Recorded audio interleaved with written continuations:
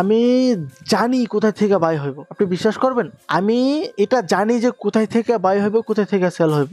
এখান থেকে আমি ট্রেড নিতে পারতাম, 100% ট্রেড নিতে পারতাম, বাট আমি নেই নাই কেন জানেন? আপনার ঘরে জাস্ট একটা ট্রেড এখন দিছি, যদি একটা ট্রেড দিয়ে পর আরেকটা ট্রেড দিয়ে ভাই দরকার নাই, ঠিক আছে?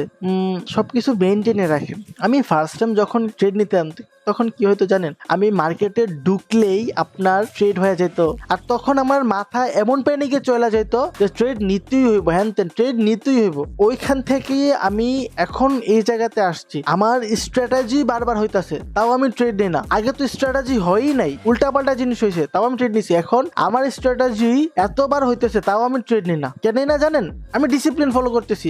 আমার একটা ডেইলি রুটিন আছে যে আমি এতটুকু নিব, এর বেশি নেওয়ার দরকার নেই। আমি এখন এটা ট্রেড নিছি, আমি চাইলেই পারতাম এখান থেকে ট্রেড দিতে, আমি দেই নাই কেন? পরপর ট্রেড দেওয়ার কোনো দরকারই নাই। আমরা এখন একটা প্রফিট করছি, একটু ওয়েট করি, সেকেন্ড টাইম যদি ভালো ট্রেড পাই, এটাও আলহামদুলিল্লাহ ভালো ট্রেড ছিল, যদি আবার আমরা সেম এরকম ভালো ট্রেড পাই দেন আমরা আবার ট্রেড নিব।